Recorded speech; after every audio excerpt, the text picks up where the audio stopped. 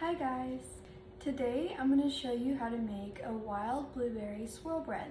For this recipe, you're going to need a cup of wild blueberries, 2 cups of flour all-purpose, a half a teaspoon of salt, 3 tablespoons of butter cold that's been sitting at room temperature for about 30 minutes, a half a cup of raw milk, and 2 tablespoons of sugar. The first thing we're going to do is sift our flour.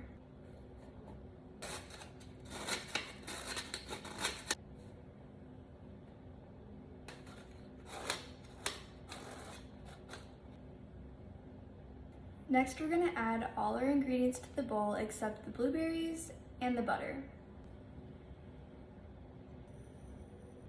I totally forgot to mention the most important ingredient of the bread earlier. You will also, most importantly, need a teaspoon and a half of active dry yeast.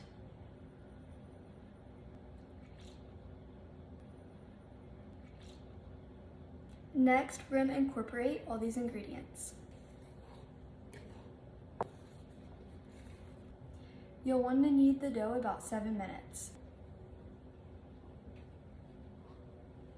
My dough has now formed into a ball, so I'm going to go ahead and remove it from the bowl, flour my surface, and keep kneading on there.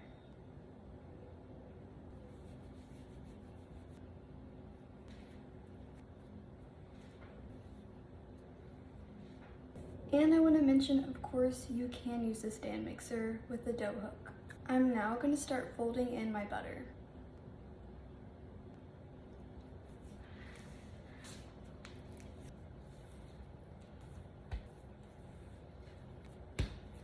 I kneaded the dough for 7 minutes without butter, and then I added the butter and kneaded it again for another 5 minutes. We're now going to split the dough in half and add blueberries to half the dough.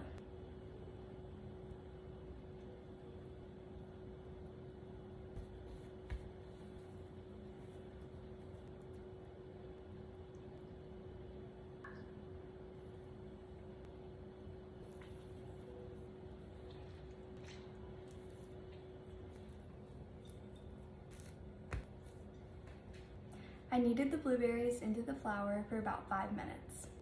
You will need extra flour when you knead together the butter and the blueberries, so make sure you have that on hand. I'm now going to oil some bowls and place the dough in there to rise for 1 hour.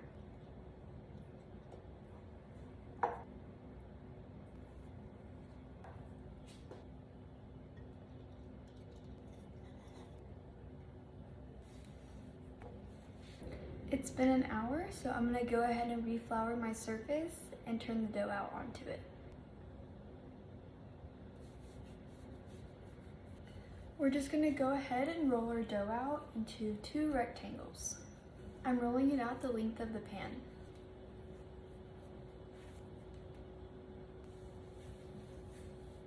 Same thing with this one, I'm going to roll it out the length of the pan.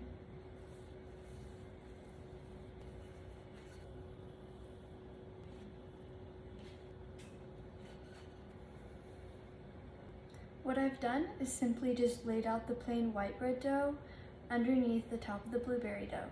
We're now just going to stretch the corners to kind of match up with the dough underneath. Now we're going to roll up the dough long ways. So the long side, we're going to roll it inwards. The tighter you can roll the dough, the better. And then I like to kind of tuck the ends in. Then I just kind of compact the dough by squishing it just a little bit. We're now going to grease the bread pan with a little bit of olive oil.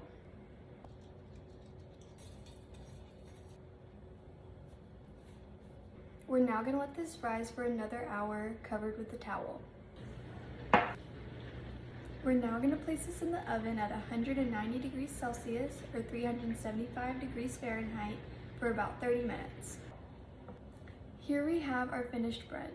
One thing I want to point out is that whenever you bake it, you want to make sure that the seam from rolling it is flat down in the pan, just so it doesn't unravel and basically so it doesn't deform. Now I'm going to go ahead and slice it.